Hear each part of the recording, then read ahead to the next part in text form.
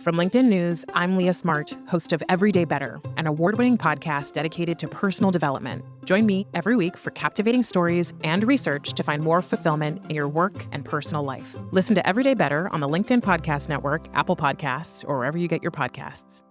Break language barriers instantly by translating up to 44 languages in real time with the HP AI PC, powered by the Intel Core Ultra processor. With the right tools, work doesn't have to feel like work. Learn more at hp.com/AI PC.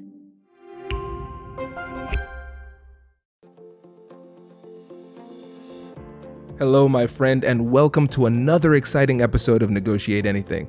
Thanks for joining us today. With over 10 million downloads and listeners from more than 180 different countries, it's dedicated listeners just like you who have made Negotiate Anything the #1 negotiation podcast in the world. I'm your host, Kwame Christian. I'm a business lawyer, mediator, author, and the proud CEO of the American Negotiation Institute. Now, before we get into today's insightful conversation, I have a golden opportunity for those of you who recognize the power of negotiation in your professional lives. Have you ever found yourself wishing that you could navigate those high-stakes conversations with more confidence? Or perhaps you're looking to empower your team with the art of persuasion and conflict resolution. At the American Negotiation Institute, we've crafted specialized keynotes and workshops tailored for those very needs. We've transformed the negotiation skills of professionals worldwide, and we're eager to do the same for you. We believe the best things in life are on the other side of difficult conversations, and our goal is to help you improve your lives and the lives of those around you, one difficult conversation at a time. Don't let another challenging conversation leave you second guessing. Click the link in the description to discover how we can help you find confidence in conflict, negotiate better deals, and have stronger relationships. Because in the world of business, every conversation counts. And now, without further ado, let's jump into the interview. Joan, thanks for joining us today. So excited to be here. Honest to God, so excited. Thank you. We are excited to have you. So how would you get us started by telling us a little bit about yourself and what you do? Okay, what I call myself is a self-leadership coach, which means that I believe all leadership starts with self. If I don't know who I am, how can I relate to other people? And that kind of rolls over into my core values, which are grace, generosity, and gratitude. And grace, that I'm imperfect, to cut myself a break, to cut you a break because you're imperfect. Generosity, to give back what has been so freely given me in life. And gratitude, to be thankful for the good and bad in life, because even the bad has gotten me to be sitting here with you right now.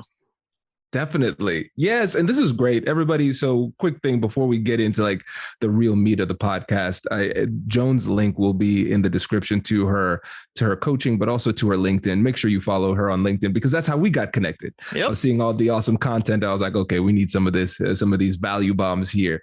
And so we're excited to get this conversation started. And we're talking about emotion management. That's something that's come up a lot from the people who connect with me on LinkedIn. People are wanting to know how to manage emotions during difficult conversations. And we've already started to sample this, Joan, because you said it's self-leadership. We have to learn how to lead ourselves before trying to lead other people. So I think emotion management falls really nicely into this. And so let's paint a picture here as you share like your coaching philosophy and how you work with first-time people managers. Tell us about that philosophy and what your work looks like before we actually jump into how to actually manage our emotions. Oh my gosh, I would love that. So here's my coaching philosophy. I turned it into an acronym for PIES, P-I-E-S. And the P stands for permission to be great is granted. I think in so many areas of our life, Kwame, people just haven't, it sounds like, why should I have to give you permission? But people haven't been given permission to be great, to do what they want to do. It's all, and it goes back to the voices inside our head that are saying, not you, and family and friends and the environment and media, whatever, is saying, oh, you couldn't do that. How could somebody like you do this, you know? So that's P. The I is imperfection is encouraged. E is for eyes on self. And eyes on self is really important because we're constantly worrying about what other people are doing, and we just need to focus on ourselves. How do I want to live my life? Am I the person that I want to be, regardless of what other people are going to be? Now, listen, I'm going to tell you, it's simple, not easy. Right? Because we have been living our lives like that. We've been living our lives looking at other people. And because of my age, I've been around for a long time. We didn't have the internet. Now we have the internet, and it's just getting bigger and bigger and bigger. And the world's getting smaller and smaller and smaller. And so we have so many more people to compare ourselves to. And the last one is S, for support system. You said you belong to a mastermind. Well, people need support systems. So, and there's so many out there, and they have to be honest and closed mouth. You want that to be someone who probably is not in your family and maybe not even in your friend group, because sometimes those people will, what I say, co-sign your, right? They're either going to say, oh, sure, you can, like, I would love to be an astronaut. I would love to go walk on the moon. I can't for the life of me do math or science. So the likelihood of me ever being an astronaut it's not going to happen. So that's my coaching philosophy, PIES. Permission to be great is granted. Imperfection is encouraged. Eyes on self, and support system creation. So first of all, I know you know this, but I'll say it out loud. This is great. This is exceptional. First of all, I love pies, and now I have another pie that I like. So this is great. Exactly.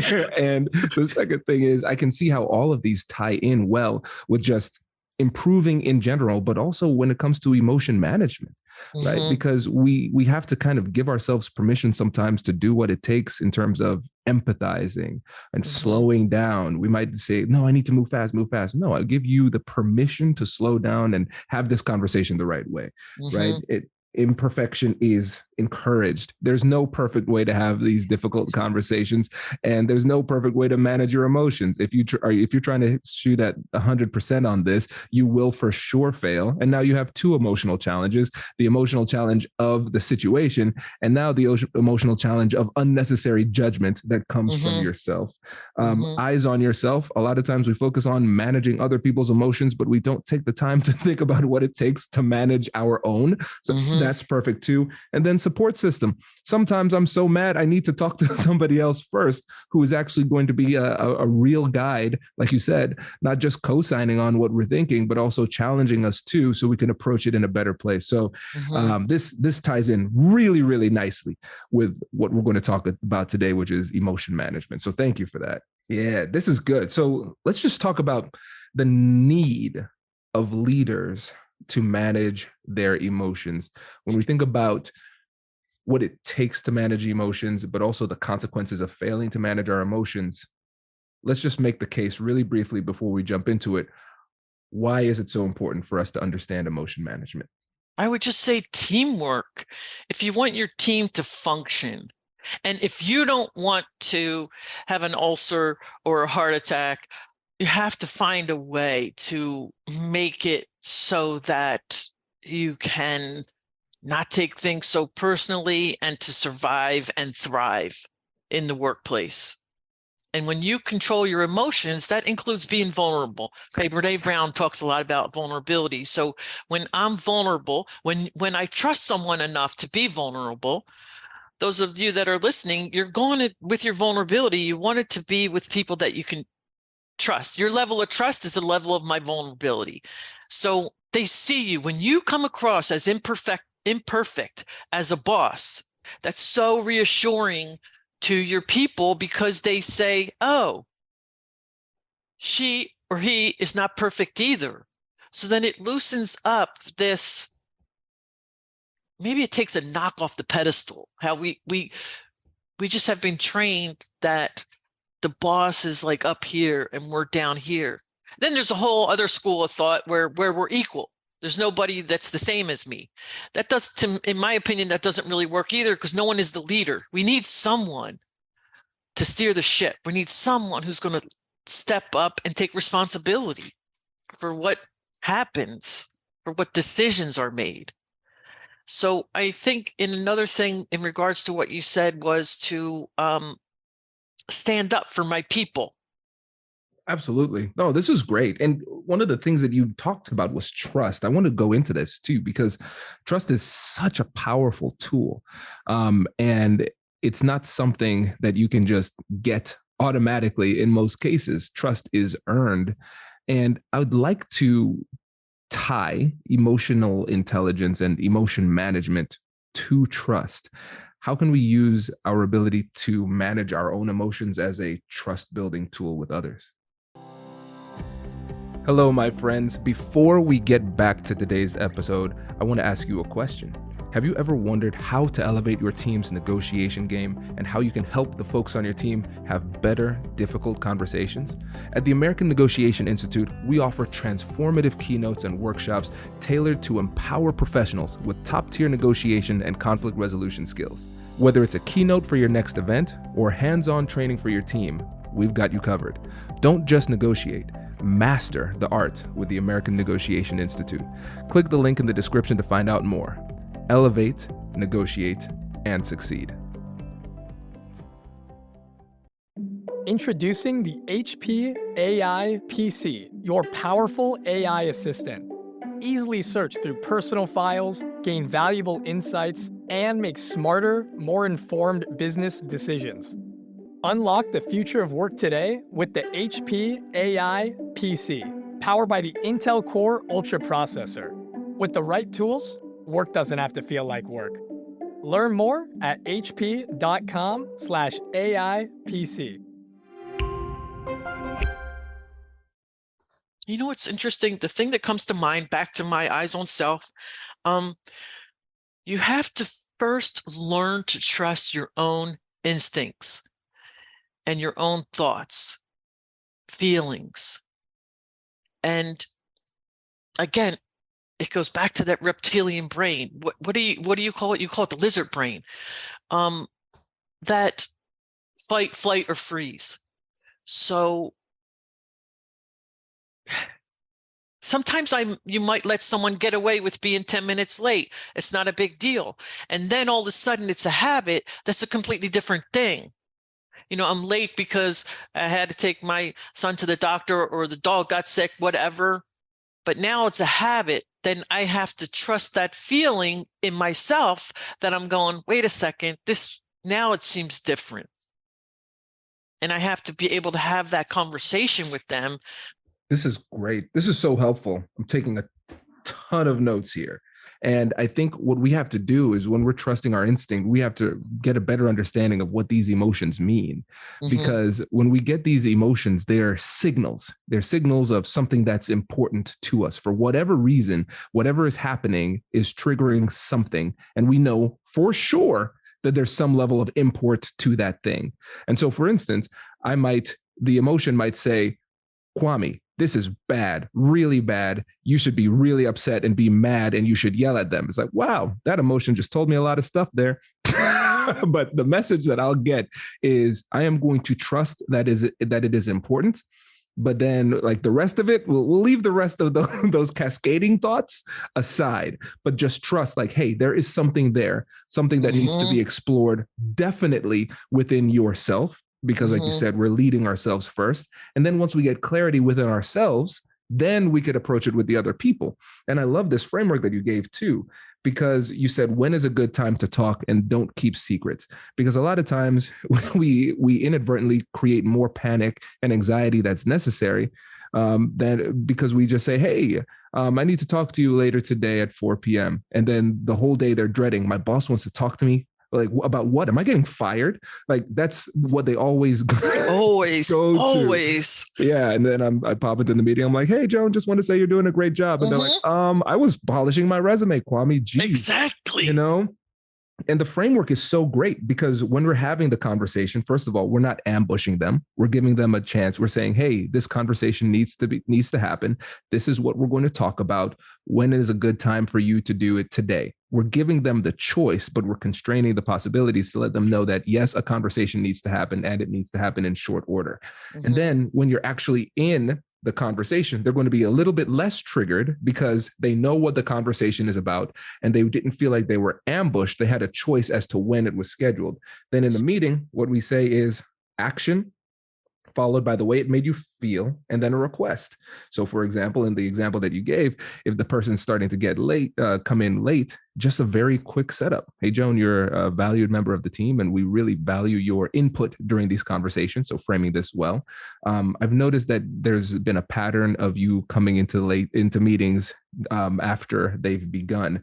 That makes me feel a little bit concerned about your level of engagement on the team, and it makes me feel bad that we're missing out on some of your insight. So what would it take to get you here on time with more consistency? Boom, done. And now we chat. Wow, spoken like a expert. That was amazing. It's so great. And like you said, it's simple but hard to execute. And in your experience, I'm assuming most people, when you describe what they need to do, they would cognitively understand what is required of them. But that doesn't mean it's easy. So what is it that makes it difficult for people to do what we just described? I think at the bottom line, I just want you to like me. I think everyone wants to be liked. No one wants to be the bad guy, so to speak, the bad girl. And then what's going to happen to me if I really speak my truth? That's scary. Change is scary. So much of this stuff has been developed in our childhood. We didn't have a voice in our childhood. And so now we don't know how to have a voice. We don't know how to speak up for ourselves. I tell my clients to get a picture of themselves as a child and put it on their desk, put it near them. And so sometimes I can't stick up for myself, but I can stick up for that little girl in the picture. So you take that picture of the child, have it near you, and say, I'm going to do this for you. Most research shows that I won't do things for myself, but I'll do them for you. So this is just a simple act. It's baby steps. You're not going to change it overnight. You're not going to change how you have been, how you've thought, how you've acted overnight. But you can learn to slowly start to feel that intuition, that instinct talking to you. So much good stuff in this. I want to go back to what you talked about with the fear of being disliked. That's one of the things that holds us back. When we think about emotion management, we have to understand that you're probably going to be feeling different things in different ways all at the same time. And that's one of the things that makes it so tough, because you're going to have fear going into the conversation in a lot of cases. But then you're also going to have the frustration of what's actually happening, the frustration of what the other person says or does, and all of those things. And so you're going to feel the weight of emotionality, but we often don't do the work, the inner work, to figure out what we're feeling and why we're feeling that thing. And so one of the things I talk about is that with fear and how fear holds us back, I think it's okay to feel afraid, but we have to be afraid of the right thing. And I like to shift it from the fear of failure to the fear of regret. So I'm that people pleaser. I still have that in me. And so I'll be afraid of having the conversation because I'm like, oh man, I don't want this person to dislike me, which is not a good mentality to have as a leader who has to hold people accountable for their actions, right? But then I think about the old version of myself, the person who was a people pleaser, and I think about how he wishes that he could stand up for himself. And so every time I do it, it's a vote of confidence for who I want to be. Every time I do it, I'm the man that I want to be.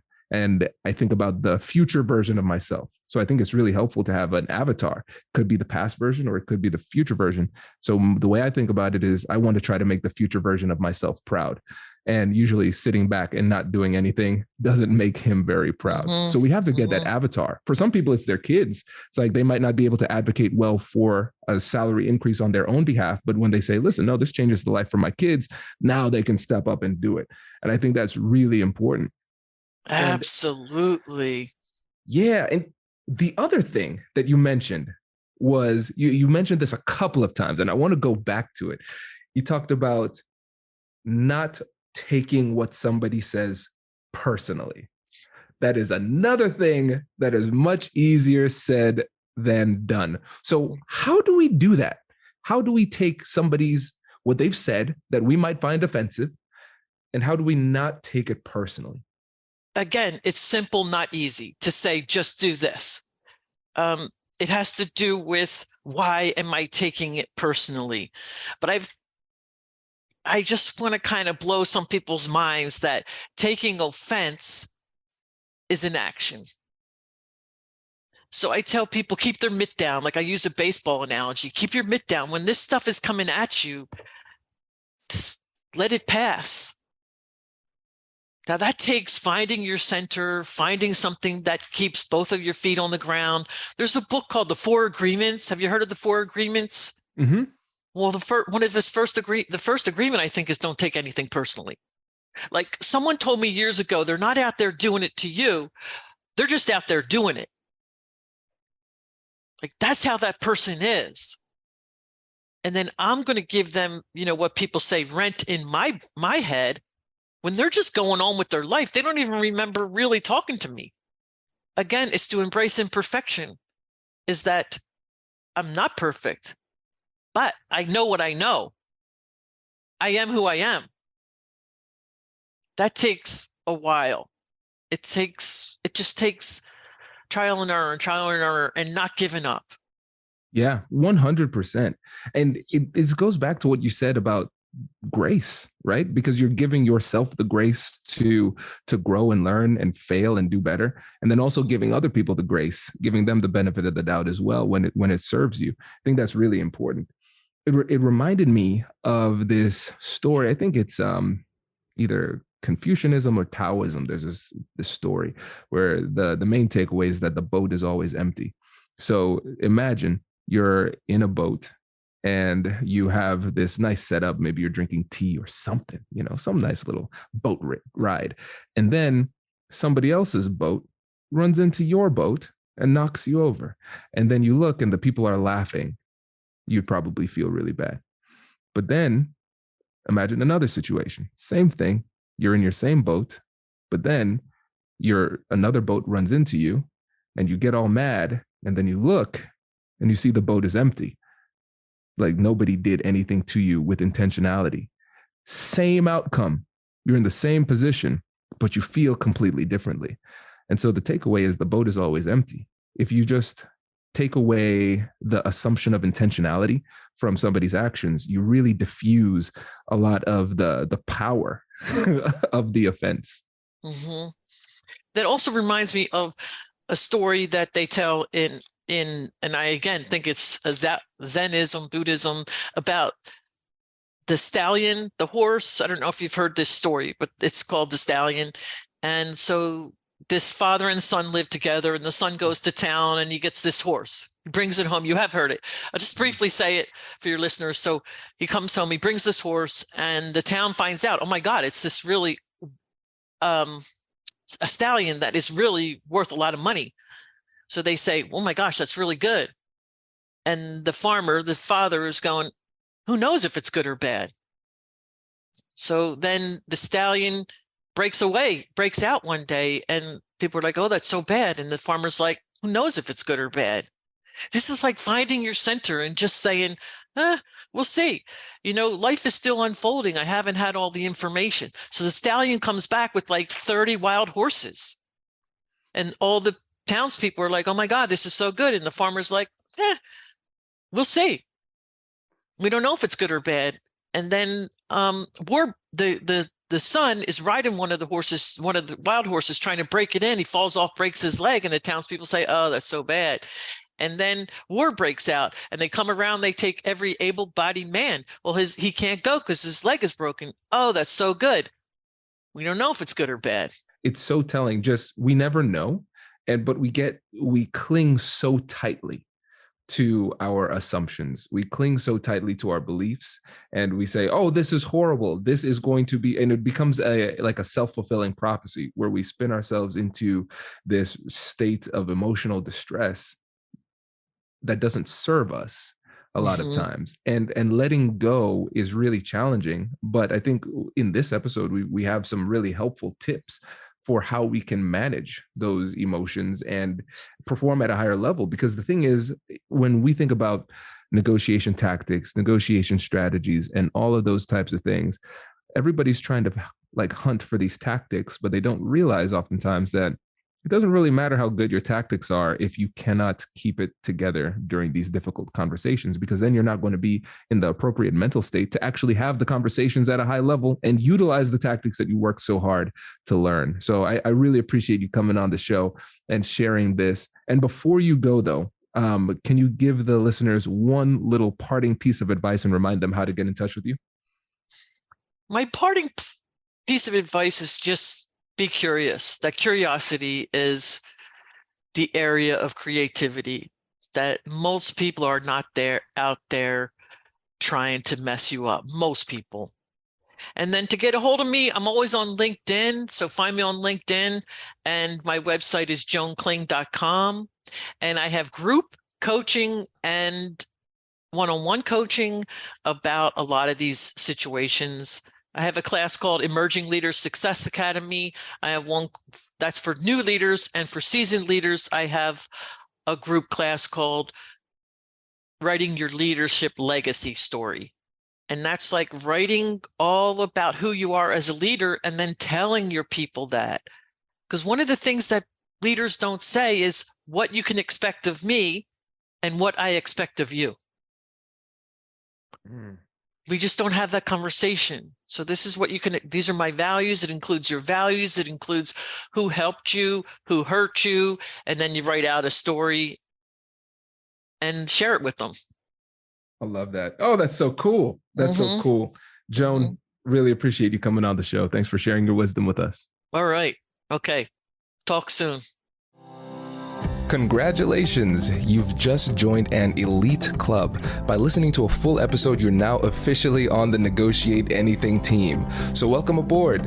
What most team members do is they subscribe to the podcast because that allows them to automatically get the latest episodes of the show. The best things in life lie on the other side of difficult conversations. Keep learning, keep practicing, and keep getting better. Your relationships will improve, your career will soar, and you'll have the confidence you need to get the most out of these crucial conversations. Again, thank you for joining the team. We're excited to have you, and I will see you in the next episode. I'll catch you later.